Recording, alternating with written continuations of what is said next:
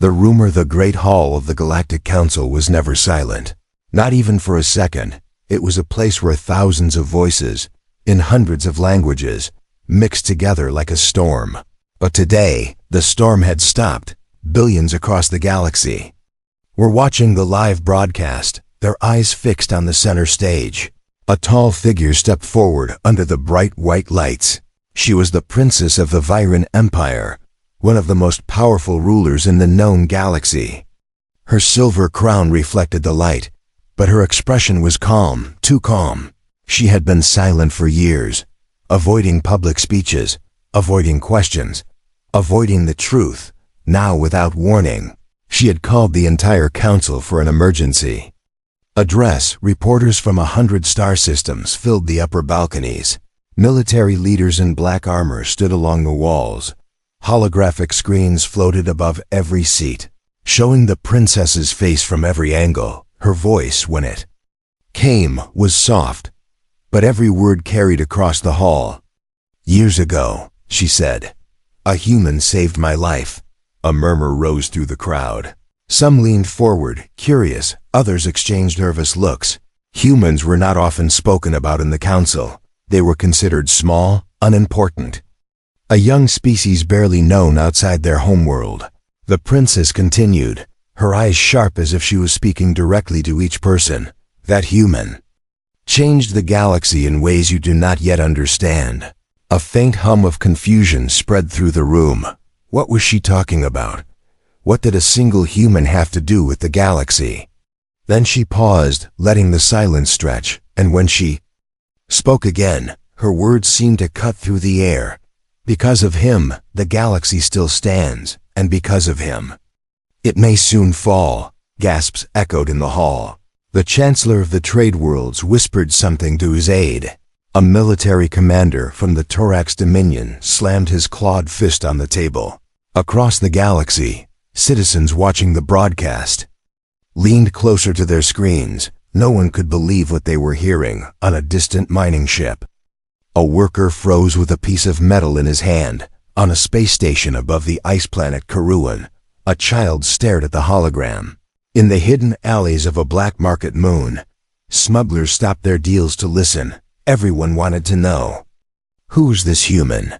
And why was the princess speaking about him now? The princess's voice was steady. She told them there were secrets the council had kept. She told them she had been silent for too long. She told them that if the truth came out, many in the room would lose their power, and yet, she promised she would speak it, no matter the cost. The Chancellor stood, trying to interrupt. "Your Highness, this is not the time." But she cut him off. "No," she said, "the time has come." Every camera, every drone, every news broadcast in the galaxy focused on her face. She leaned forward, almost whispering now. "The human who saved me is still alive." The hall exploded in noise. Some shouted in disbelief. Others demanded proof. Some feared what this meant, because if the human was alive, it meant someone had kept him hidden. It meant someone had lied. The princess raised her hand, and the room slowly fell silent again. "I will tell you what happened," she said. "But first, you must understand the danger we face." She looked over the gathered leaders, the reporters, the soldiers. Her gaze was not the gaze of a diplomat. It was the gaze of someone preparing for war. A hush fell over the crowd as she spoke her final words for the opening. "They think they can bury the past," she said, "but the past is walking toward us right now, and it is coming with fire." The broadcast cut to the council's crest. But it was too late. The galaxy was already alive with questions. Who was the human? What had he done to save the princess? And what terrible truth had she been holding back for so many years? In dark corners of space, old enemies stirred. In the deepest vaults of the council, locked files flashed red warning lights, and somewhere, far from the shining worlds, a prisoner lifted his head. A faint smile crossed his face as he whispered to himself. So, she finally told them, the galaxy would never be the same again. Years ago, many years before the princess stood in the Great Hall, the galaxy was a different place.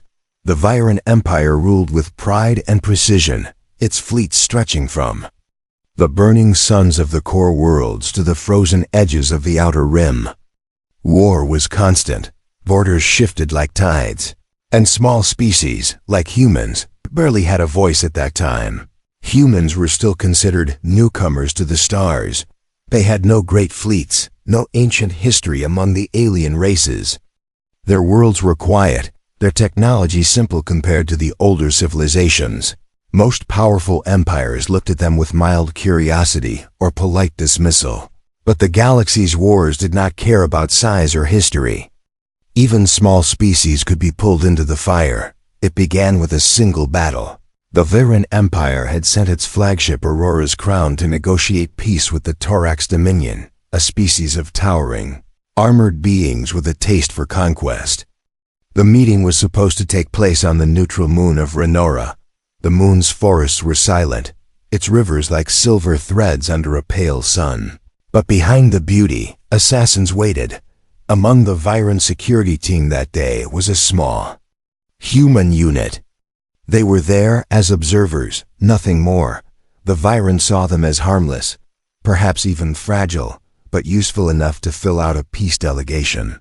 One of them was Daniel Reeve, a young soldier with a sharp eye and a stubborn streak. He had never met royalty, and he had certainly never expected to protect one. When the Princess of Viren stepped out onto the soft grass of Renora's valley, Daniel was standing 2 rows behind her. The air shimmered with heat, the sounds of insects buzzing like distant static. Peace talks began, words were exchanged, agreements considered. Then the sound came, not a voice, not a footstep, but the sharp hum of a charged weapon. It happened fast. From the shadows, a shot tore through the air. Bright and deadly, the princes froze. The Viren guards reacted too slowly, their shields still forming. Daniel moved before he even thought. He threw himself forward, knocking the princess to the ground. The energy bolt passed over them, scorching the earth where she had stood. Chaos erupted. The Torax guards drew their weapons. The Viren responded.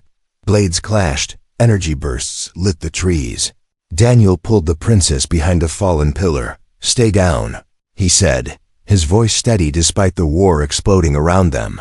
But the assassins weren't done. 2 of them broke through the guards, heading straight for the princess. Daniel didn't have the strength or size of the aliens, but humans had speed, and they had the ability to think without hesitation. He used his rifle until it was empty. Then he grabbed a broken spear from the ground. It wasn't elegant. It wasn't heroic in the storybook way, but it was enough. When the last assassin fell, Daniel's breathing was ragged and his arm was burned from shoulder to wrist. Yet the princess was alive. The battle ended as suddenly as it had begun. The Torax leaders denied involvement. The Viren accused them anyway. The peace talks collapsed. But in the middle of the wreckage, the princess knelt beside Daniel. "You saved my life," she said softly. Her voice was calm, but her eyes showed something more. Surprise, maybe even respect. From that day, a quiet connection formed between them.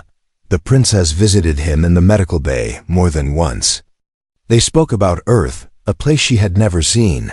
He told her about blue skies, ocean winds, and the smell of rain. In return, she spoke of the Viren homeworld, a place of crystal towers, endless gardens, and skies lit by 3 moons.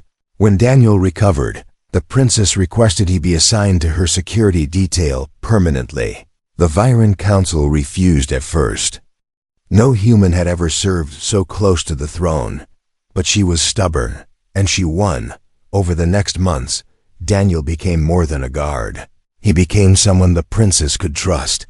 In a galaxy of lies and politics, trust was rare and dangerous. One evening, as the twin moons rose over the Viren capital, she told him something strange.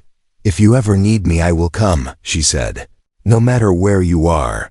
Daniel had smiled, thinking it was kindness, but there was something in her tone, a promise that carried more weight than he could understand at the time. The wars continued, assassinations came and went, but for a while, they stayed in the same orbit. the human and the princess. Bound by one moment on a battlefield, unaware that forces much larger than them were already moving. Because in the shadows of the galaxy, not everyone was happy that a human had saved the princess. To some, it was a humiliation. To others, it was a threat. And in secret halls and dark corners, plans began to form. Plans that would one day tear them apart. The secret alliance, the day Daniel saved the princess, should have been the end of his story. In the eyes of the Viren Council, a human had done his duty, nothing more. They gave him a medal, a short speech, and expected him to fade quietly into history. But the princess did not forget. Weeks after the attack on Renora, she sent for him. Not in the public audience chamber, but in the private gardens of the imperial palace.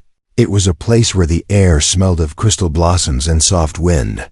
A place where the walls themselves were living plants, woven to block every sound. Walk with me, she said. Without her usual guards, Daniel obeyed, though every step felt like stepping deeper into something he didn't understand. They moved through winding paths under the light of 3 moons. Finally, she stopped beside a small pool, the water still as glass. I cannot say this inside the council walls, she began. There are ears everywhere, even among my own people. Daniel frowned. Why tell me? She met his gaze. Because you are the only one here I can trust. In that moment, the air seemed heavier. He didn't know if it was the truth or a trap, but the princess's tone held no hesitation. She told him about the council's fear of humans. They were unpredictable, she said, not bound by the same old rules that the older species obeyed, that made them dangerous and valuable. Some wanted to control humanity. Others wanted to erase them before they could grow strong. And which side are you on? Daniel asked. Her answer came without pause. I am on the side that remembers who saved me. From that night, things changed.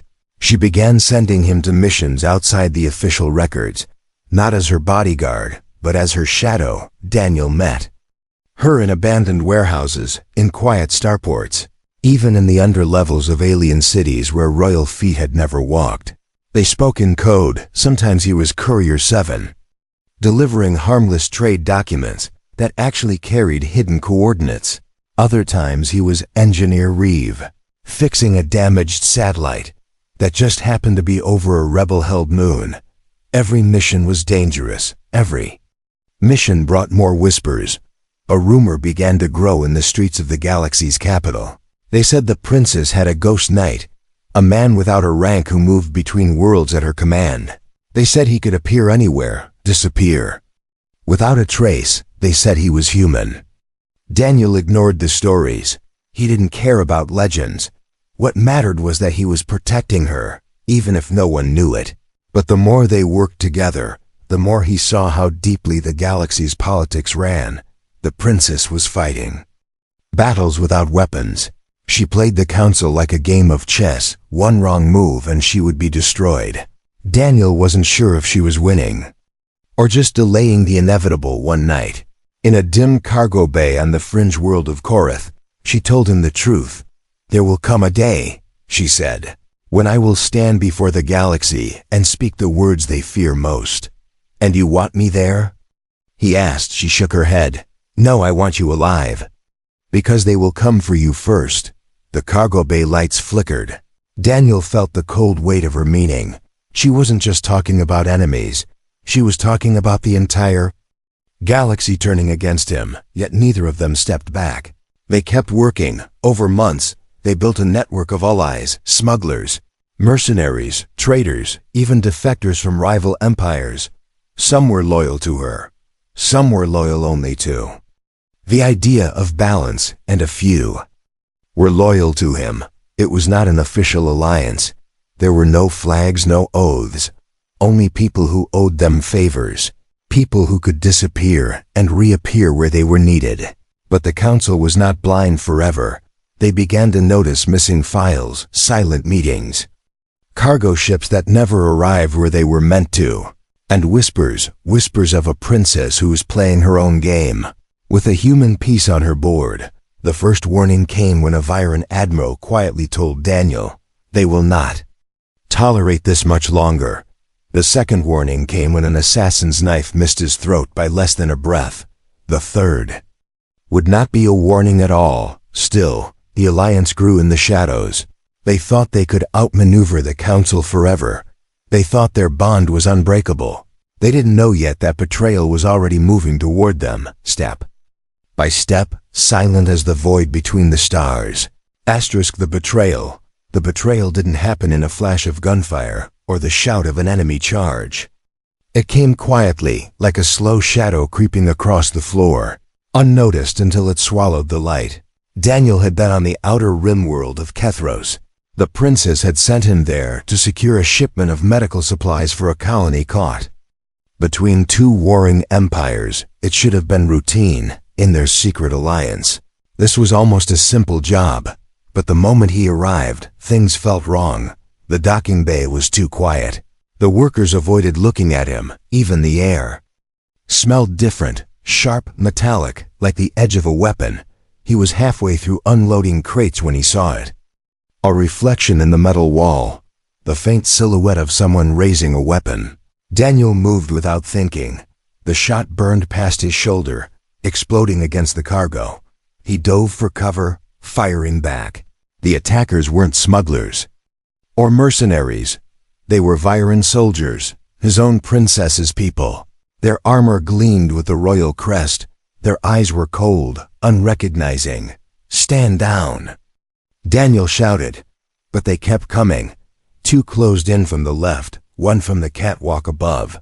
He took the shot that dropped the one above, but pain ripped through his side as a plasma bolt caught him just below the ribs. He staggered, blood hot. Against his hand, the soldiers surrounded him. No words, no hesitation. Then the captain stepped forward, her voice sharp as glass. "Daniel Reeve, by order of the Viren Council, you are under arrest." His mind reeled. Arrest? For what? They didn't answer. Metal cuffs locked around his wrists.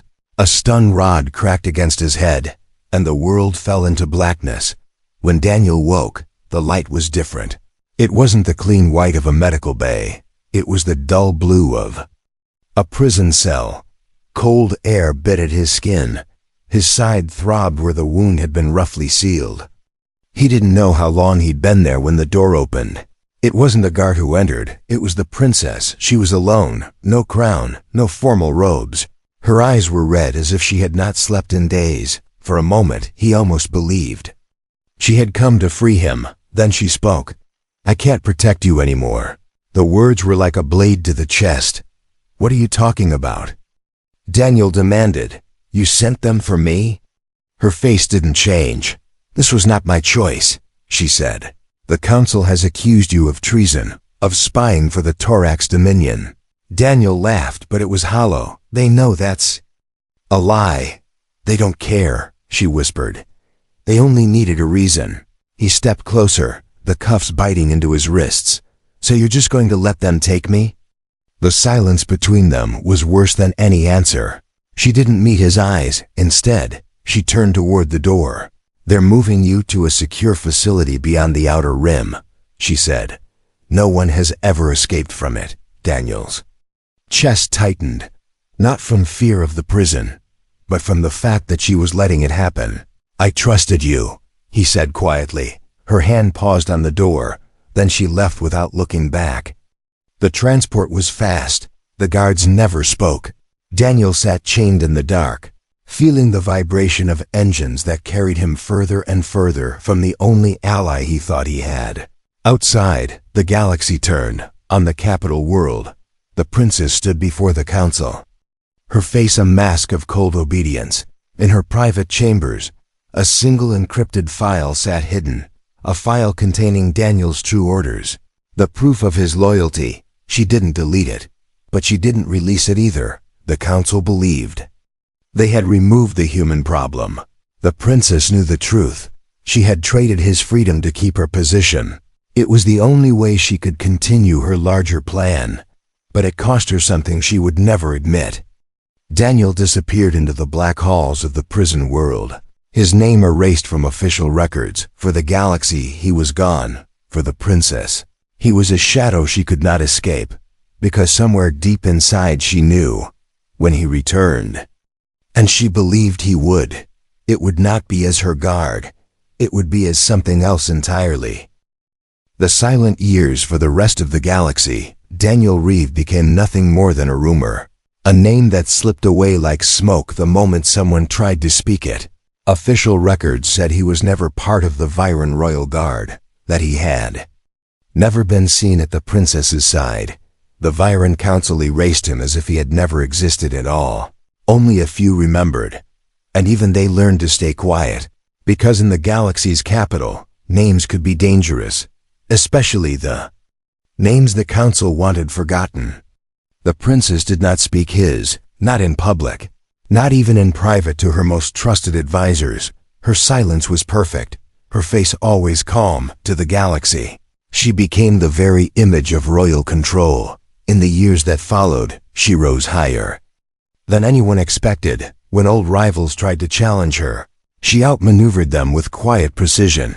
When war threatened, she spoke with such power that entire fleets stood down. Her speeches became legendary, elegant, careful, and above all, safe. She spoke of unity, of peace, never of betrayal, never of the man who had once stepped between her and death. The people adored her, the council respected her, and those who once suspected her of rebellion began to believe she had finally bent to their will. But inside the palace, there were signs no one noticed. She kept one small data crystal in her private chambers, hidden in a silver box. On it was Daniel's voice, recorded years ago, a simple message, still breathing, still watching your back. Sometimes, late at night when the palace was silent, she would play it once before shutting it away again. Far away, beyond the outer rim, Daniel's world was made of steel walls and narrow corridors. The prison planet was called Cordath, a place the galaxy did not talk about. There were no trials here, no release dates. Men and women came to Cordath and vanished into its endless shadows. Daniel learned quickly how to survive. He spoke little, watched everything, waited for patterns. He listened to whispers from other prisoners, smugglers, pirates, soldiers from forgotten wars. Sometimes they told stories about the Princess of Viren. They spoke of her beauty, her speeches, her victories. Daniel listened without showing a reaction, but deep inside, every word carved a mark in him. The years passed, and though the galaxy forgot him, Daniel never forgot the day she walked away. In his mind, it replayed over and over. The look in her eyes, the cold weight in her voice. At first, he told himself she had no choice. Later, he stopped giving her that excuse. But he didn't let hatred burn him. Hatred was loud. Hatred was easy to see. Daniel preferred something quieter. Patience, because patience was invisible. And invisible men could move in ways no one expected. Meanwhile, the galaxy shifted. The Torax Dominion rose again. Trade routes grew dangerous. Pirates claimed whole asteroid belts. And in the council chambers, whispers began to rise. Whispers that the peace the princess had kept for so long was starting to crack. She heard them. She felt the tension in every meeting. But she kept her voice calm. She knew the storm was coming, and some nights, staring at the silver box on her desk, she wondered if that storm had a human face. The last silent year began with a strange signal. On a long-range scanner in the farthest patrol sector, an officer picked up a transmission. It was weak, distorted, buried under layers of static. Only one line could be made out clearly. "Tell her, I'm coming home." The officer didn't know what it meant. He filed it away as background noise from deep space. But if he had looked closer, if he had traced the signal to its origin, he would have found it came from a prison world no one was supposed to survive. The galaxy believed Daniel Reeve was gone forever. The princess believed she had locked away the past. But the silent years were ending. And when the silence broke, it would shake every throne in the galaxy. The speech, the Great Hall of the Galactic Council had not been this crowded in decades. Every seat was taken. every gallery filled, even the upper balconies, usually reserved for aides and reporters, were overflowing with citizens, diplomats, and soldiers. Holocameras floated in the air like silent metal birds, every one of them focused on the woman standing at the center podium, the princess of the Viren Empire. Her silver crown glinted in the white lights. Her robe shimmered like liquid night, but her eyes were sharp as the edge of a blade. The galaxy expected another speech about peace. They expected careful words, diplomatic smiles, safe promises. They did not expect what she was about to give them. She began quietly. Years ago, on the moon of Renora, I should have died. The hall fell into stillness. Some in the council shifted uncomfortably. They knew where this story might lead. A human, a soldier from a small young world, stood between me and death, she continued. He had no armor, no shield, no order to protect me. But he did it anyway. Whispers moved through the crowd. Humans were rarely spoken of in these halls. They were considered insignificant. And yet here she was, making one the center of the galaxy's attention. This man, she said, her voice growing stronger, changed the course of history. He saved not only my life, but the fragile peace that held this galaxy together. She paused, her gaze sweeping over the council chamber. And then he was taken. A ripple of shock passed through the audience. Some tried to speak, but she raised her hand, silencing them. He was accused of treason without proof. He was imprisoned without trial. And for years, I was silent. The words hung in the air like a confession. Daniel's name was still unsaid. But in the shadows of the balconies, several faces turned pale. They knew who she meant. They knew the council had sworn never to speak of him again. Her voice lowered, but the power in it made every microphone strain to catch her words. My silence was not loyalty, she said. It was survival. Gasps. The chancellor himself leaned forward, his eyes narrowing. The princess continued before anyone could interrupt. But today, survival is no longer enough, she said.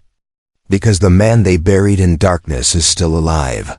The council chamber erupted. Shouts in 100 languages filled the air.